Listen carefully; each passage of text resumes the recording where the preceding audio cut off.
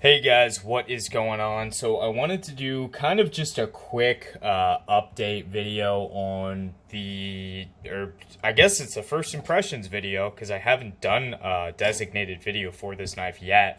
I just want to talk about the Sebenza 21 by Reeve, obviously.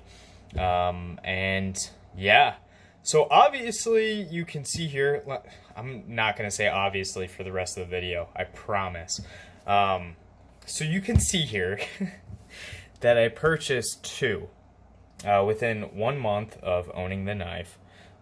Typically that means I like the knife a lot. And this knife, if I were to sum it up just in a couple phrases, I would say that this knife gives you nothing to complain about. It is, in my opinion, kind of a generic looking knife. It's been copied to death by a lot of Chinese companies and a lot of other companies, not to name names or anything, but have taken cues from this knife. But again, I don't want to name names or do anything like that.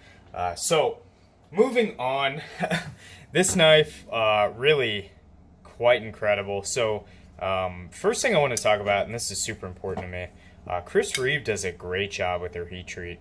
S35VN has been kind of a steel I've had a resentment against. Not so much a resentment like I'm losing sleep over it, but I've held out on buying knives in S35VN. Now, their heat treat is phenomenal.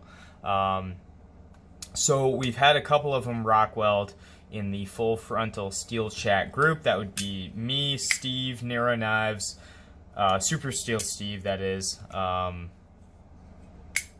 you know, Outpost 76,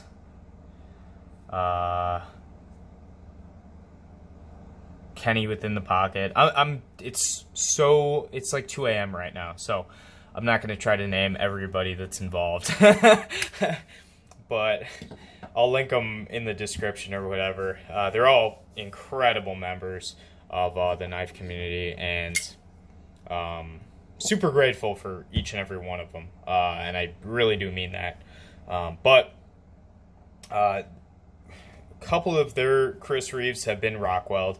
This one may have been, and they all come up to the higher number on the Rockwell card that Reeve sends. So for these older ones, I think this one was at 59 HRC, so it was advertised 58 to 59. This one hit 59, and this one has not been Rockwelled, but this one is advertised 59 to 60, and the people in the steel chat that had 59 to 60 advertised Rockwell Reeve knives, they have all come back at 60. So they do aim for the higher number of the two, which should be a given, honestly. Yeah, just to go over a couple of things, it's like a 3.6-ish inch blade. In hand, one thing I did notice is when you're actually cutting with the knife, and this one I have a lot of cutting experience with, the blade feels a lot more manageable than you might think for the size. The whole knife is actually extremely manageable. Very compact package, especially with jeans, or really even shorts. Like, I've taken this knife to the gym before, had it in the same pocket as my phone, and it's been fine. So really just overall a nice package we have going on here. I love the crown spine. Thumb stud is fine. I have no complaints about it. It is a little odd shaped, but you get what you get. I wish they would change it, but then I think of like what would they change it to, and I think this thumb stud might encourage people to open the knife slow. I still don't with this one. With this one, it has a lighter detent, which I actually like. The whole knife feels, I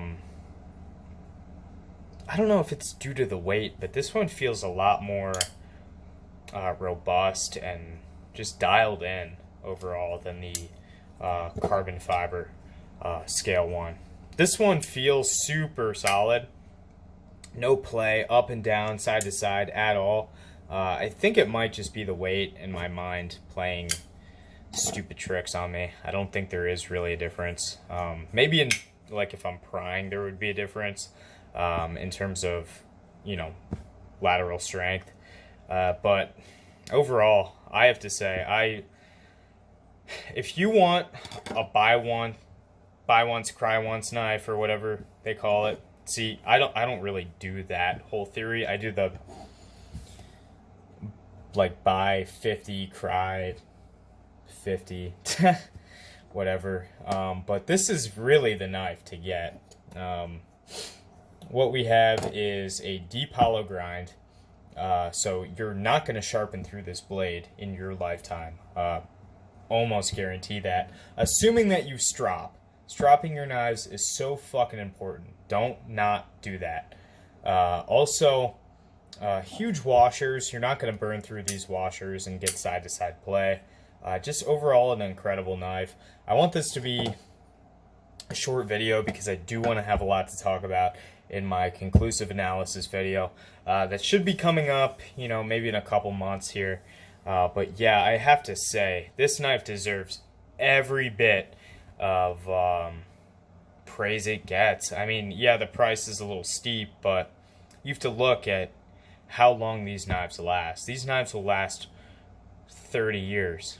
You know, you take care of them, don't bust them up, don't set them on fire. These knives will last. You can hand these down to your grandkids. They could probably hand it down to theirs. So with that being said, I'm going to end the video there. I hope you guys liked it. I know a couple people on Instagram have been wondering what I think about it, and I haven't responded on purpose, which, now that I say it, sounds really bad. We'll pretend I didn't see it, or I saw it and I forgot to respond. So we'll go with that over I didn't respond on purpose. But thank you guys so much for watching. I will see you in the next